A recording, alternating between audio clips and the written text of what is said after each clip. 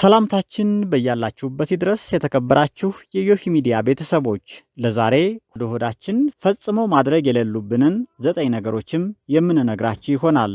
ቻናላችንን ሰብስክራይብ፣ ላይክ እና ሼር እያደረጋችሁ ሐሳብ አስተያየት ካላችሁም ኮሜንት ላይ አስቀምጡልን። አሁንም ቆይታችሁ ከኛ ጋር እንዲሆን በአክብሮት እንጋብዛለን። በባዶ ሆዳችን ፈጽሞ ማድረግ ከሌለብን ጉዳዮች መካከል 9ኛው አንቲ ኢንፍላማቶሪ የሆኑ ነገሮችን መውሰድ ነው። በባዶ ሆዳችን አንቲ ኢንፍላማቶሪ ባህሪ ያላቸው ነገሮችን ማለትም እንደ አስፕሪን፣ ፓራሲታሞልና የመሳሰሉትን ነገሮች መውሰድ ጤናችንን በእጅጉ የሚጎዱ በመሆኑ ፈጽሞ መውሰድ የለብንም። እነዚህ መድኃኒቶች በርካታ ጉዳት በማስከተል ንቁ እንዳንሆን የሚያደርጉ ናቸው። እንደነሱ አይነት መድኃኒቶችን መውሰድ በርካታ የጤና ጉዳት የሚያስከትሉ ሲሆን ከችግሮችን መካከል አንዱ የጨጓራ መድማት ነው። ማንኛውም መድኃኒት በባዶ ሆድ መውሰድ የሚመከር አይደለም። እንደዚህ አይነት ጉዳቶችን ለመከላከል ደግሞ አንቲ ኢንፍላማቶሪ መድኃኒቶች ላይ ኔጋቲቭ ኢፌክት ያለውን ወተት ጨምሮ መውሰድ ተገቢ ነው። በተጨማሪም ውሃ ጨምሮ መጠቀምም ይቻላል። 8ኛው ቡና መጠጣት። ቡና በሀገራችን ከሚዘወተሩ የትኩስ መጠጥ አይነቶች ቀዳሚውን ስፍራ የሚይዝ ሲሆን በጠዋት ምንም አይነት ምግብ ሳይመገቡ ቡና ብቻ የመጠጣት ባህሪ ያላቸው ሰዎች ያሉ ሲሆን ይህ ተግባር እጅግ አደገኛና ለጤና ጠቅ እንደሆነ የዘርፉ ባለሙያዎች ይናገራሉ። በውስጡ ካፋይን የሌለው ቡናም በባዶ ሆድ የሚወሰድ ከሆነ በጨጓራችን ውስጥ አሲድ እንዲፈጠር የማድረግ ኃይል ስላለው ጤናችንን በእጅጉ ይጎዳል። ይህ ደግሞ ለጨጓራ ቁስለትና ለሌሎች ተያያዥ ችግሮች ይዳርጋል። ከዚህም በላይ በምግብ መፈጨት ሂደት ላይ ከፍተኛ ተጽዕኖ ያሳድራል። በጣም አስገዳጅ በሆነ ሁኔታ በባዶ ሆድ ቡና መጠጣት የግድ የሚሆንበት ሁኔታ ከተፈጠረ ደግሞ ከወተት ወይንም ከክሬም ጋር ቀላቅሎ ቢወሰድ ይመረጣል ማለት ነው። ወተቱ ቡናው የሚያመጣውን አሉታዊ ተጽዕኖ የመቀነስ አቅም አለው። 7ኛው አልኮል መውሰድ። በባዶ ሆድ አልኮል በሚወሰድበት ጊዜ የሚኖረው የአልኮል ምጠት ሂደት ምግብ ከተወሰደ በኋላ ከሚኖረው የአልኮል ምጠት ሂደት በ2 እጥፍ ያደገ ነው። በመሆኑም አልኮልን በባዶ ሆድ መጎንጨቱ ጉዳቱ የከፋ ይሆናል። ከዚህ ጋር ተያይዞ ከሚመጡ ጉዳቶች መካከል በአንዳንዶች ከፍተኛ የሆነ የረሃብ ስሜት የሚፈጥር ሲሆን በአንዳንዶች ደግሞ ዘለቄታዊ የሆነ የኩላሊት፣ የጉበትና የልብ ጉዳት ያስከትላል ማለት ነው። በ6ኛ ደረጃ የተቀመጠው ደግሞ ማስቲካ ማኘክ ነው። በባዶ ሆድ ማስቲካ በሚታኘክበት ጊዜ ጨጓራችን ለምግብ መፈጨት ሂደት የሚያገለግሉ ኢንዛይሞችንና አሲድ ያመነጫል። ስለሆነም የሚፈጭ ምግብ የሌለ ከሆነ ደግሞ የሚመነጨው አሲድ ጨጓራ ግድግዳ ላይ በማረፍ ለጨጓራ በሽታ ያጋልጣል። ማስቲካን በባዶ ሆዳችን ካለማኘክ ባሻገር ከ10 ደቂቃ በላይ አለማኘክ ጠቃሚ እንደሆነ ነው የዘርፉ ተመራማሪዎች የሚናገሩት። 5ኛው ወደ መኝታ መሄድ። ምግብ ሳንመገብ ወይንም በባዶ ሆዳችን ወደ መኝታ መሄድ እንደሌለብን ባለሙያዎች ይናገራሉ።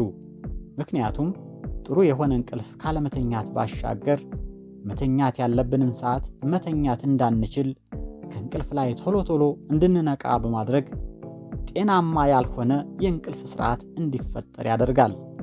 ስለሆነም ከመኝታ በፊት ከተቻለ እንደ ወተትና የወተት ተዋጽኦ የሆኑ ምግቦችን ብንወስድ ይመከራል።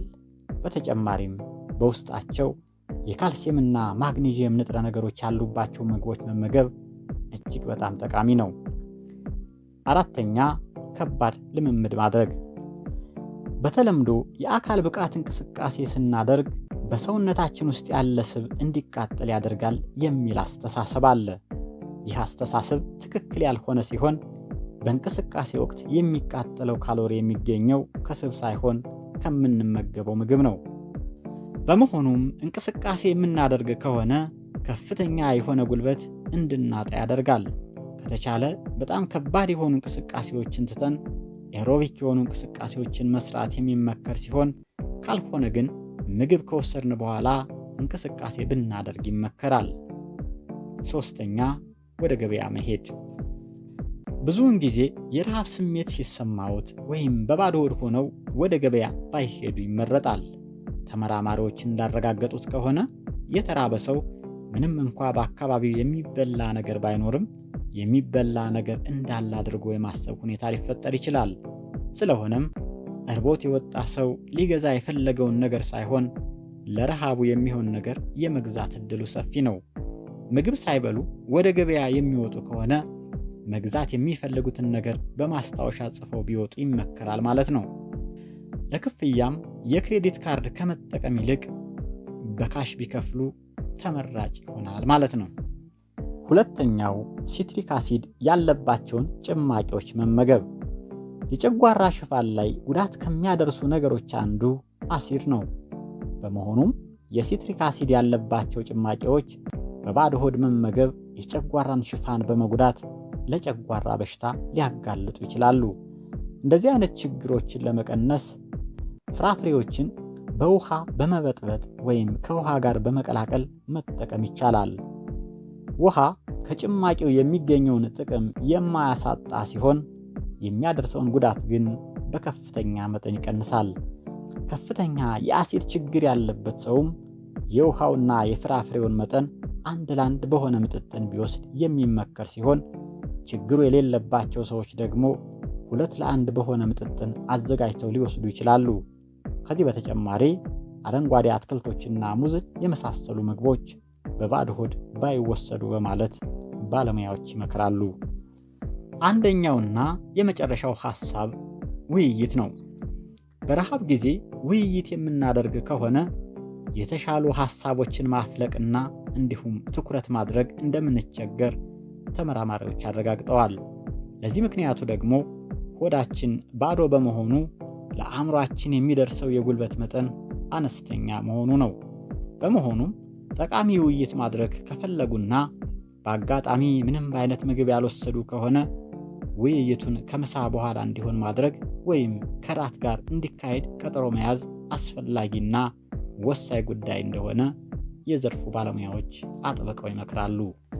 መረጃችን ይህን ይመስል ነበር። ጤና ይስጥልን።